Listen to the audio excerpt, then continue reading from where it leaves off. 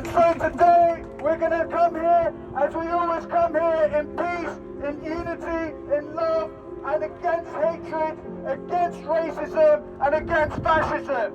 I marched on the very first anti-Nazi League demonstration when I was 14 in 1978, so that was sort of blooded me then, and I was very opposed to fascism. I come from a long line of anti-fascists. You ain't get much whiter than me, and I've been a bricklayer for 44 years. You ain't much more working class than that, and I'll tell you, these people don't speak for me. I think it's absolutely disgusting. And these mugs who are following them, it's heartbreaking seeing these people who've got crappy lives, got nothing better to do. They turn out and break into a food shop, break into a shoe shop, attack a shop owned by a man from Sudan. And they've been led up the garden path by these aristocrats, and that's what's really sickening, because they're not the voice of the working class. All the voice of the working class, definitely not these people. They're definitely not Tory Robinson, who's sunning himself on a beach at the moment, and he's going to have a nice long holiday when he comes back.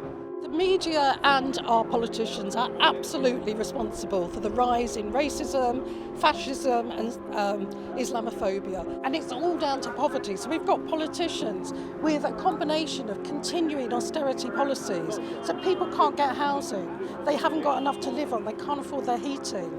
And the politicians and the media blame migrants for it, and yet we know who's responsible. It's the politicians making the legislation, it's the people profiteering from housing, it's the people profiteering from the NHS by the privatisation in it. So we need to put the blame fairly squarely where it belongs, and that's not on migrants. I'm a primary school teacher and I teach in my classroom about diversity, equality and inclusion, and I come from a place of privilege where I don't get affected by racism or Islamophobia or anything really, so it's up to me to come here and stand up for those that can't, and I need to practice what I preach. I can't stand in a classroom, talk to 30 children about love and equality if I then can't come and stand out here myself and fight for what I believe in.